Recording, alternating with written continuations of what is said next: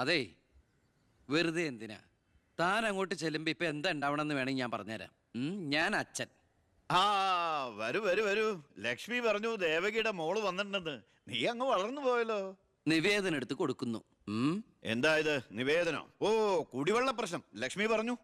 തൊട്ടടുത്ത് പഞ്ചപുച്ഛം അടക്കി നോക്കി നിൽക്കുന്ന പിയേടെ അടുത്ത് നിവേദനം കൊടുത്തുകൊണ്ട് ഡോ, കാര്യങ്ങളൊക്കെ വിശദമായി പഠിച്ച് വേണ്ട നടപടികൾ ഉടനെ എടുത്തേക്കണം. പിയെ ഇതാരാന്നറിയോ? ദേവകിയുടെ മോളാ. അമ്മയ്ക്കൊക്കെ സുഖം തന്നെയല്ലേ? ആ എങ്കിൽ ഞാൻ ഇറങ്ങട്ടെ. 10 മുമ്പ് തിരുവനന്തപുരത്ത് എത്തണം. തൊട്ടുപിറകെ പോകുന്ന പിയെ നിവേദനം ചുരുട്ടിക്കൂട്ടുന്നു. എന്തിനാ അച്ഛൻ ഇങ്ങനെ കളിയാക്കണേ? നന്നല്ല കേട്ടോ. എന്നാ വേഗം ചെല്ല് ചെല്ല്. ആ വരൂ വരൂ വരൂ. ലക്ഷ്മി പറഞ്ഞു ദേവകിയുടെ മോള് വന്നിട്ടുണ്ടെന്ന്. നീ അങ്ങ് വളർന്നു പോയല്ലോ.